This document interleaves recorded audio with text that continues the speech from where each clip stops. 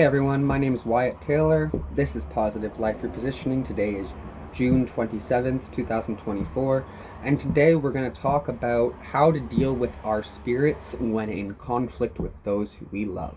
This is a video directed to a lot of people who I care about and who I adore very dearly, who are facing trepidative circumstances in their lives, in their relationships, or as people in general.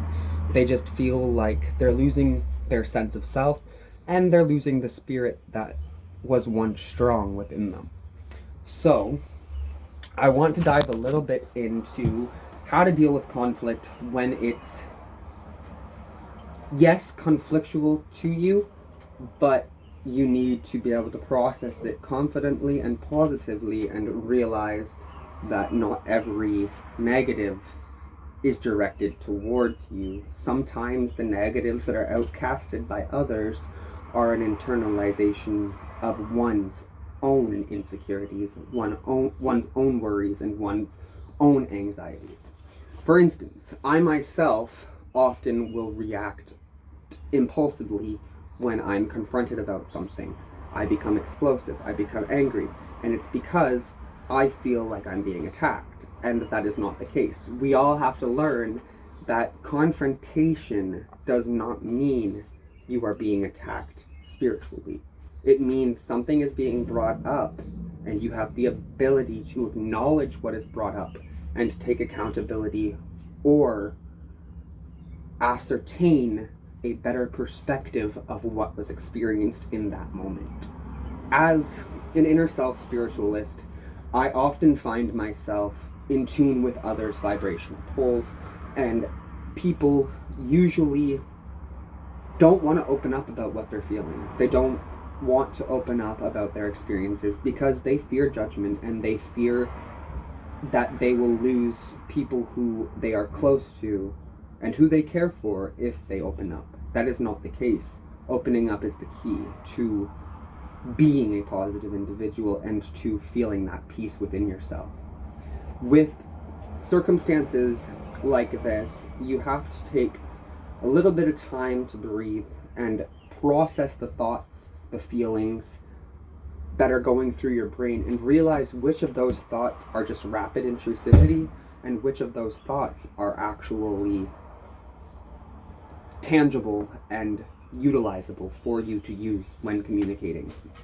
A lot of people get into arguments with their partners and have experiences where they're facing this belief that their partner is pointing out everything wrong. Every little negative is being pointed out, but they just take that in the moment because they are feeling low. They are feeling unloved. They are feeling unheard. They are feeling disconnected from their soul's match.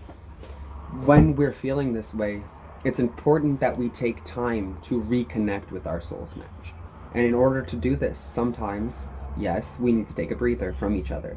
Sometimes you need to ascertain a distance and allow the distance to give your heart the ability to grow fonder of one another.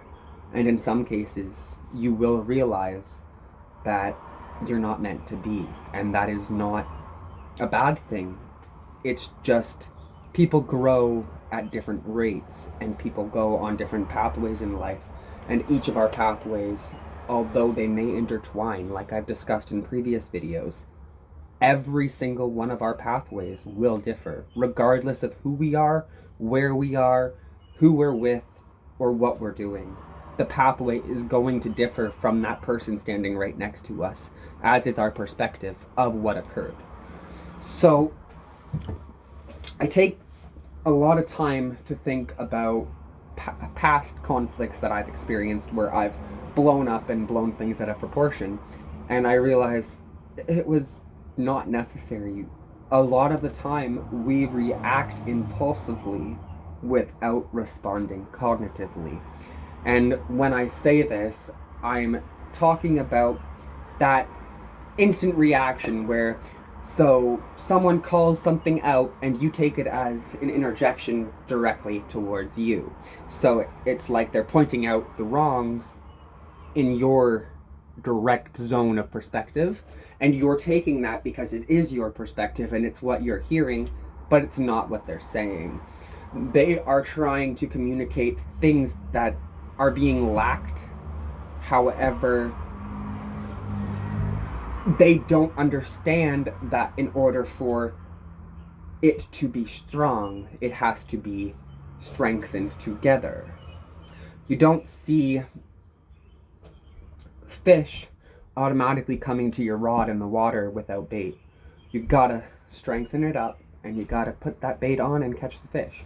It's the same as life, in the way that you have to do what you have to do to get through. You have to communicate, you have to grow, you have to integrate, you have to love, you have to care, you have to empathize, sympathize, and you have to acknowledge your own faults so that your partner can acknowledge theirs as well.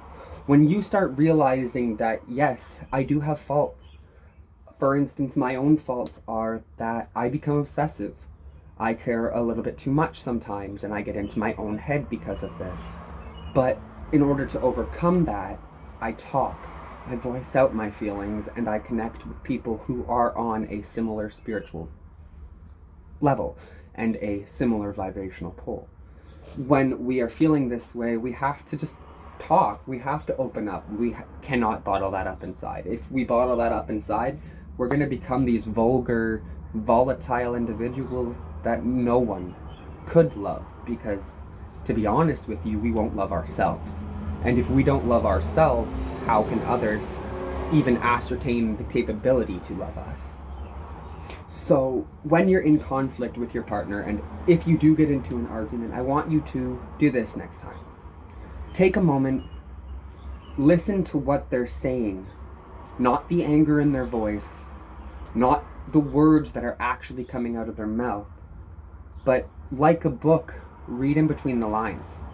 Find what they're trying to tell you and reach out to those signals, and allow yourself to find a more positive angle for you to reposition your relationship towards what it needs to be and not where it is now. Thanks for tuning in to Positive Life Repositioning. Have a wonderful Thursday.